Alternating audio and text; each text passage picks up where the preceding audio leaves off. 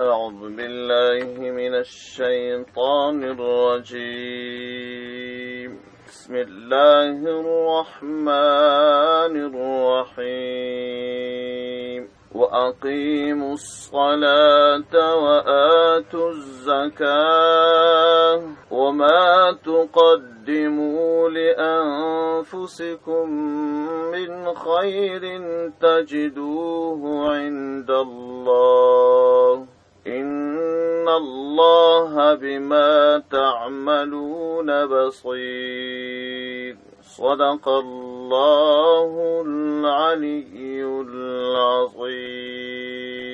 البقرة سورة آیت نمبر 113. په دې آیت کریمه کې رب عز وجل و مؤمنانو ته هدایت کوي او دا هدایت یو پیغام دی ته هغه داسې چې د یهودو سلسله او د یهودو د ناروا مقاصدو او د ناروا اقوالو او افعالو خبرې وسوې او تر دغه آیت وروسته بیا د دې سلسله شروع ده.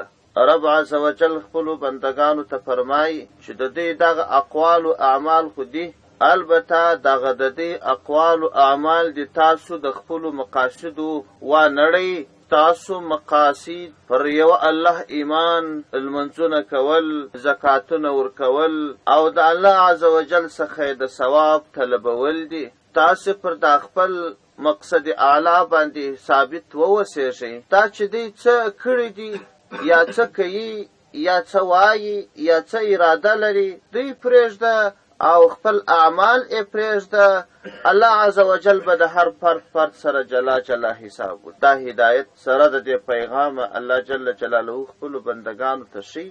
وروسته نو بیا د دې یو بل بد عمل خپل اهل کتابو یعنی یهودو نصاراو په خپل منځ کې کوم اختلاف درلودی د هغه یادونه. یو ځلې دا آیت را ترجمه کوو. الله جل جلاله فرمایي واقیموا الصلاة، المنځونه قائم کړئ، وآتوا الزکاة او زکاتونه ورکړئ، وما تقدموا لانفسکم او هغه څه چې تاسو وړاندې لیږلی دي د خپلو ځانو لپاره من خیر د کوم خیر عمل څخه تجدوه عند الله، تاسو به هغه خیر عمل د الله په نیز پیدا کړي، یعنې ثواب به یې پیدا کړي. دا هر عمل چې انسان کوي دا د خپل ځان لپاره یوه توشه لیږي. وایي دغه توشه چې تا ولیږل د دې بدله به د الله سره پیدا کړي. او که ته وایه چې زما په کارو به نو الله خبر نه، نه داسې نه ده. په هر ذره عمل دی الله خبر دی. ان الله یقینا الله پاک بما په هغه کارونو باندې تعملون چې تاسو یې کوئ بصیر ښه لیدونکی دی. دا مسلمانانو ته لارښوونه شوه. اوس د اهل کتابو یعنې یهودو نصاراو یو بل کرغیړن عمل چې هغه د دوی په منځ کې خپل منځي اختلاف و هغه الله جل جلاله شي. الله جل جلاله فرمایي وای دا یهودیانو هم یوه دعوه کول، نصرانیانو هم دعوه کول. یهودیانو به دا ویل چې جنت ته به یوازې یهودیان ځي، بل څوک نسي تللی، او نه عیسویان تللی سي یعنې نصارا، نه مسلمانان تللی سي. بس دا یې دعوه وه چې جنت زموږ ټیکه دی او جنت ته به موږ ځو. الله جل جلاله دا د دې خبره را نقلوي. وایي دوی خو دا خبره کوي خو تاسو څو خبرې واورئ. یوه خبره دا چې دا صرف د دې هیلې و ارزوګانې و تمنیاتې دي. هره تمنا چې یو انسان وکړي بدون دلیل هغه ځای نه نیسي. یو دوهمه خبره دا چې تاسو دې ته ووایاست که رښتیا جنت ستاسې یي نو تاسو خو یو دلیل راوړئ چیرې الله په تورات کې ویلي او چیرې تاسو ته یو بل پیغمبر یو پیغام راوړی دی. او که تاسو ځان نیکان بولئ او راسئ ځانونه رښتیا نیکان جوړ کړي. هر هغه څوک چې اسلام قبول کړي الله ته تسلیم سي نیک وي د هغه اجر د الله سره ستا د هر ډول ویرې و غم و تکلیف سره په امان وي. البته چې څوک تسلیم سي نو تاسو خو یاغیان یاست. او بله خبره به ادا کول چې دا نصرانیان تک پر هیڅ دلیل نه دی ولاړ او هیڅ حیثیت نه لري او هیڅ د حقیقت لاره ورته معلومه نه ده او نه د حقیقت پر لاره هغو به هم دی بې جوابه نه پرېښول هغو به بیا دغه خبره دی ته کول حال دا چې دوی دواړه اهل کتاب وه په تورات او په انجیل کې دا هر څه صفا صفا معلوم وه دا ټولې خبرې دی د ځانه څخه درواغ او ابترا کول نو الله جل جلاله دا خبره په وروسته کې ښیي چې دا خو د دنیا خبرې دي د دنیا خبرې خو ډېرې ژر دي او ډېرې چابکې تېرېدونکې دي نو بیا به د قیامت په ورځ باندې دا ټول انسانان ولاړ وي انبیا به موجود وي د دې ټولو په حضور کې به الله جل جلاله بیا د دې په منځ کې فیصله وکړي چې څوک پر حق دي او څوک ناحق دي راځو د آیت ترجمه کوو الله جل جلاله فرمایي وقالوا لن يدخل الجنة إلا من كان هودا وقالوا ویل دا یهودیانو به ویل لن يدخل الجنة هرگز به جنت ته داخل نسی الا خو بیا داخل سی من هغه څوک کانه چې وي هودن یهودیان وي او نصارا یا نصرانیان وي تلک امانیهم دا هم د دې هغه تمناوي دي چې دی اکی او ارزوګانې دي په حقیقت کې د دې خبرې د الله خبرې نه دي د تورات او د انجیل خبرې نه دي بلکې فقط او فقط د دې د ځان خبرې دا چې جنت ته به داخل نسی الا من کان هودا او نصارا د دې معنا دا ده چې یهودیانو به ویل لن يدخل الجنة الا من کان هودا او نصرانیانو به ویل لن يدخل الجنة الا من کان نصارا قلت تو ای پیغمبره هاتو برهانکم راوړئ دلیل ستاسو ان کنتم صادقین که تاسو رښتیني یاست دلیل راوړئ او که چیرې تاسو نیکعمله جوړیږئ هغه وعدې چې الله په تورات او په انجیل کې د نیکانو دپاره کړي دي نو هغه وعدې خو داسې دي بلا هو من هر هغه څوک اسلمه چې تسلیم کی وجهه ځان خپل لله الله لره اسلام راوړي د الله تمام احکامو ته ځان تسلیم کی وهو محسن او دینی کی کون کی وی فله فسدل را اجره مزدوری ده ستا عند ربه فنیز در رب خپل مزدوری استا ولا خوف بیر بنیوی علیهم پر دی باندې ولا هم يحزنون او نبغمگینوی بالکل دویر و غم هر ډول ستړیا به خلاص سوي څوک چې د الله احکام تسلیم کی بل کرغړنه خبره د دې داوه وقالت اليهود ليست النصارى على شيء وقالت ويل اليهود يهوديان بويل ليست النصارى ندي نصرانيان على شيء پر هیڅ شي باندې ندي دی بدا ویل چې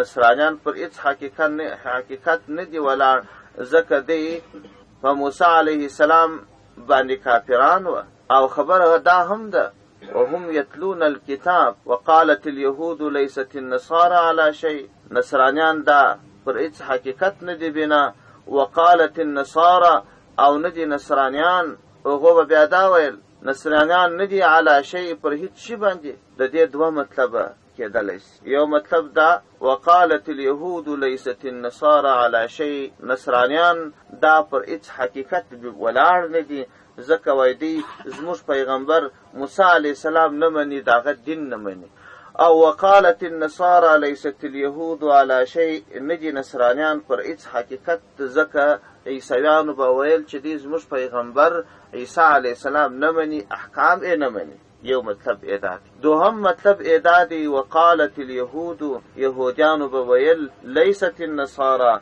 ندي نصرانیان على شيء پر هیڅ حقیقت ندي ولاړ دوی خپل پیغمبر عیسی علیه السلام ندي منلی د عیسی علیه السلام د خدای زوی بولي نعوذ بالله یهودیانو به ویل چې عیسویان هیڅ شی نه دي ځکه دوی خپل پیغمبر هم ندي منلی عیسی علیه السلام باندې هم صحیح او رښتین ایمان ندي راوړی وقالت النصارى ليست اليهود على شيء نصرانیانو به ویل یهودیان دا پر هیڅ حقیقت ولاړ نه دي ځکه خپل یهودیان دوی خپل پیغمبر موسی علیه السلام هم نه دي منلی ولی ځکه دی موسی علیه السلام اعاذنا الله د خدای زوی بالی او دا به ویل د موسی علیه السلام وروسته پیغمبر عزیر علیه السلام به د خدای زوی بالی موسی علیه السلام دوی ته د شرک تعلیم نه ورکړی دوی دغه یهودیانو به عزیر علیه السلام دا د عیسی د الله عز وجل زوی به بالی عزیر ابن الله دا عقیده به درلودل او خپل د موسی علیه السلام هدایت چې د راتلونکي په اړه باندې و، د دین په اړه باندې و، هغه ټول دوی بدل کړل.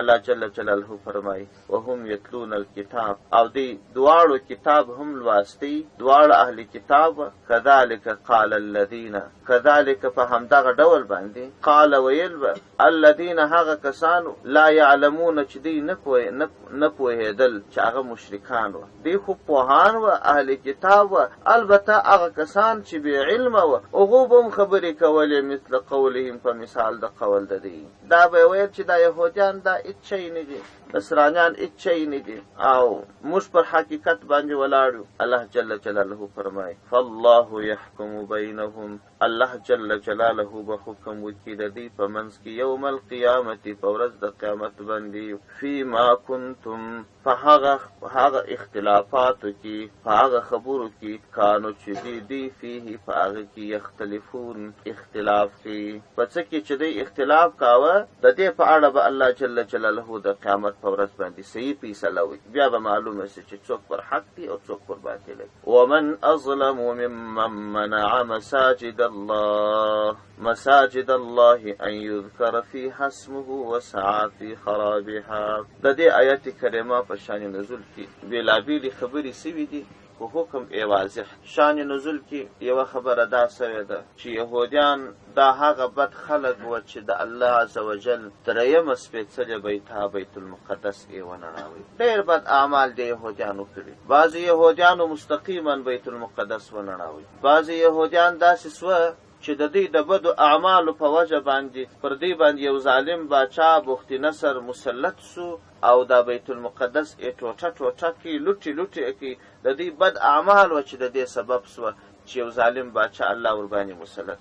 بل قول دا را نقل سوی چې دا عیسویان و نصرانیان دوی چې پر بیت المقدس باندې مسلط سوه، ټول یهود یې منع کړل چې تاسو به نه ځئ. لکه دا اوس چې یهودیان پر بیت المقدس باندې مسلط دي، مسلمانان نه ور پرېږدي لمانځه ته، پابندۍ یې ورباندې لګولې. عام خاص اجازه خو بیخي نشته، یو خاص ځای یې ور پرېښی دي، هغه کسان ور پرېږدي چې عمرونه به یې تر 40 کاله زیات. خو په هر صورت الله جل جلاله د دې خبره را نقلوي.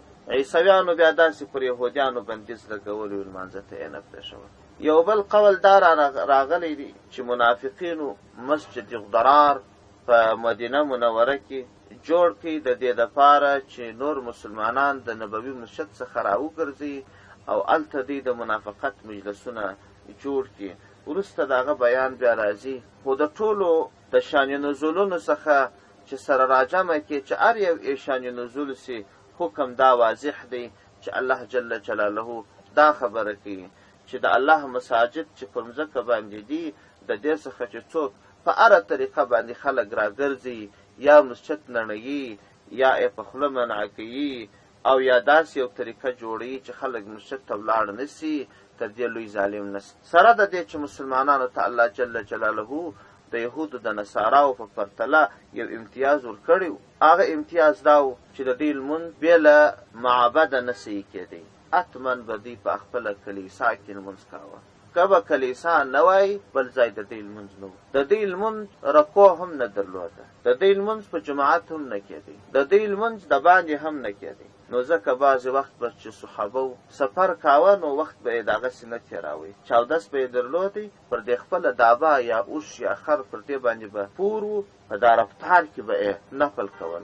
نفل په رفتار کې هم جایز چې په ناسته یې سړی کي، که څه مخ ته قبلې واوړي هم پروا نه کوي. په نفلو کې، په فرضو کې دا حکم نه دی. نو دوی به نیوکې و اعتراضونه وکوله چې اوه دا وګوره قبله کومې خواته ده، دی پر اوښ باندې سپور دی، مخ یې کومې خواته دی لمونځ کې، دا وګوره. دا خبرې د پسخند په شکل به یې هم کول. الله جل جلاله دې امت ته دا امتیاز ورکړي چې پر مخ د مځکې هر ځای د دې عبادت صحیح دي، مخ د مځکې یې ټول ورته مسجد. الله جل جلاله د دې دغه ناوړه اعمال چې یو د بله یې د تاریخ په اوږدو کې د مسجدو سره منع کول، یا یې مسلمانان منع کول، دا غندي. او مسلمانانو ته چې مخ د مځکې قبله ده، دوی کولی سي په ولاړې په حرکت کې لمونځ وکړي. دا خبر الله واضح کړي چې الله د مشرق طرف ته هم دی، د مغرب طرف ته هم دی. هر ځای چې سجده وکړي، هر طرف ته چې وکړي، هلته الله سته. البته په دا لمونځو کې قبله ځکه ضرور ګڼل سوې ده چې اتفاق و اتحاد راسي. که نه سجده خو اصلا الله ته ده. که د سجدې لوری نه وی معلوم، په یوه کوټه کې به د یوه سر وی د بل به پښې وی، یوه به سجده کوله د بل به شا وی، کم پر کم اختلافات به وی. الله عز وجل یوه سپېڅلی بیتک وټاکل چې ټول د یوه لوري ته سجده کوي. د ټولو مسلمانانو اتفاق. دا کعبه شریفه د مځکې پر منځ باندې ده، چار چاپېره د نړۍ د هر طرفه څخه دا یو طرف ته مخ کېږي. زموږ قبله دورې ده. کم هېوادونه چې د غرب پر طرف پراته دي هغه بیا د شرق طرف ته سجدې، بعضې دورې طرف دې طرف ته سجده. مدینه منوره چې ده هغه د کعبې شریفې پر هغه طرف باندې ده.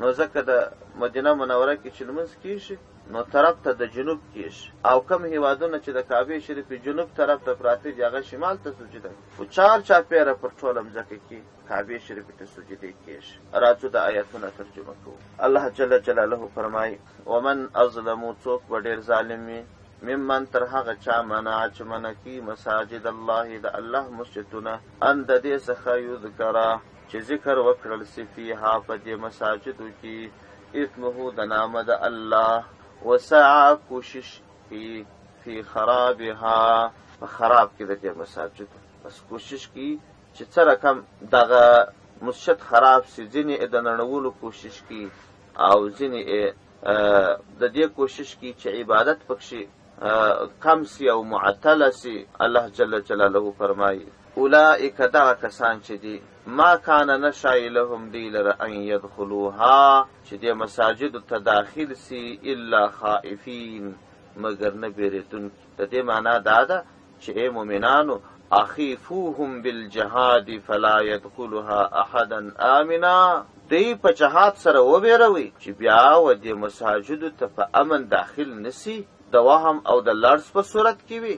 لهم د دې دپاره په دنیا په دنیا کې خزي بې عزتي ده. هغه بې عزتي دا ده چې مرګ به ورته راځي، اسیران به جوړېږي، جزیه به ورباندې مسلطه کېږي، ورباندې مقرریږي. او ولهم دی لره فی الآخرة، په آخرت کې عذاب عظیم، ډېر لوی عذاب. او بله خبره دا ولله المشرق والمغرب، خاص الله لره د مشرق لوري هم دی او د مغرب لوري هم دی. فاینما تولو، پس هر لوري ته چې تاسې وګرځېږئ فثم وجه الله، هم هلته د الله ذات سته.